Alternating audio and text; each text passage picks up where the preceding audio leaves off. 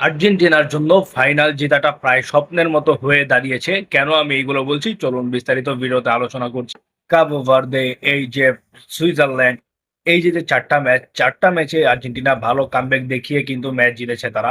তো সেইখানটাতে বলা যায় যে আর্জেন্টিনা আপনার ভয়াবহ ফর্মে রয়েছে এবং আর্জেন্টিনার ফর্ম যদি বিবেচনা করেন, স্পেন যতই ভালো খেলুক, আর্জেন্টিনা কিন্তু আপনার স্পেনকে থ্রেড অ্যাটাক দুইটাই করতে পারবে। তো এখন কথা হচ্ছে আপনার আর্জেন্টিনা কি স্পেনের সাথে জিততে পারবে কিনা। দেখেন, যে টিমগুলো আপনার লো ব্লক কাউন্টারে খেলে তাদের এগেনস্টে আর্জেন্টিনা এবারের ওয়ার্ল্ড কাপে ছোট টিম হোক কিন্তু ভালো করেছে।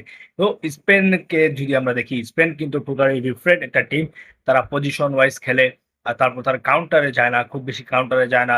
তাদের মিডফিল্ড ডিফেন্স সব কিন্তু একদম ভালোভাবে থাকে। হাই লাইনে খেলে তাদের আপনার ডিফেন্স উপরে উঠে যায়। একদিক থেকে বলা যায় যে আপনার স্পেনের ডিফেন্স এবং মিডফিল্ড কিন্তু খুবই স্ট্রং, যেটা আর্জেন্টিনা এইবারের ওয়ার্ল্ড কাপে ফেস করে নাই। এগেনস্ট আপনার ইংল্যান্ডের সাথে ম্যাচে অন্য কিছু হয়েছে সেটা বাদই রাখলাম, কিন্তু মিডফিল্ড আপনার স্পেনের মতো মিডফিল্ড বারের ওয়ার্ল্ড কাপে তারা ডিফেন্ড করে নাই। তো সেখানে Fabian Ruiz, Mikel Merino, Pedri, তারপর রোদ্রি এই দুজনই খেলবে যতটুকু বোঝা যাচ্ছে। তার সাথে ফাবিয়ান লুইস খেলবে অ্যাটাকিং মিডফিল্ড হিসাবে।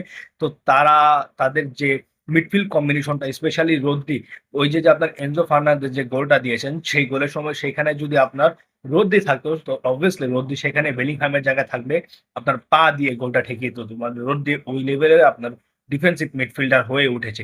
তো তাদের মিডফিল্ড আউটস্ট্যান্ডিং এইবারের ওয়ার্ল্ড কাপে।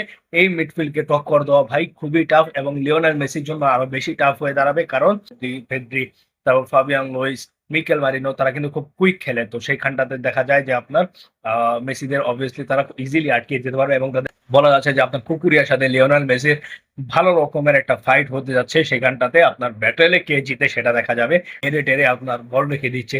তো কুকুরিয়ার সাথে আর্জেন্টিনার ভালো একটা ফাইট হতে যাচ্ছে। আর্জেন্টিনার সাইড নিয়ে আর কি কথা বলবো, আপনারা দেখতে দেখতে অভ্যস্ত হয়ে গিয়েছেন। এনজো ফার্নান্দেজ গেম চেঞ্জার রয়েছে তাদের টিমে, লিওনেল মেসি গেম চেঞ্জার রয়েছে। তাদেরকে নিয়ে বলার মতো কোনো কিছু নাই আমার। আমি স্পেনকে নিয়ে আলোচনাটা করলাম। আপনারা কি মনে করছেন, ফাইনালে কি আপনার আর্জেন্টিনা নাকি স্পেন, কোন টিম জিতবে এবং কত স্কোর লাইন হবে? আপনারা আপনাদের মন্তব্য মতামত কমেন্ট বক্সে জানিয়ে দিতে পারেন। ভালো থাকবেন, সুস্থ থাকবেন, ধন্যবাদ সবাইকে।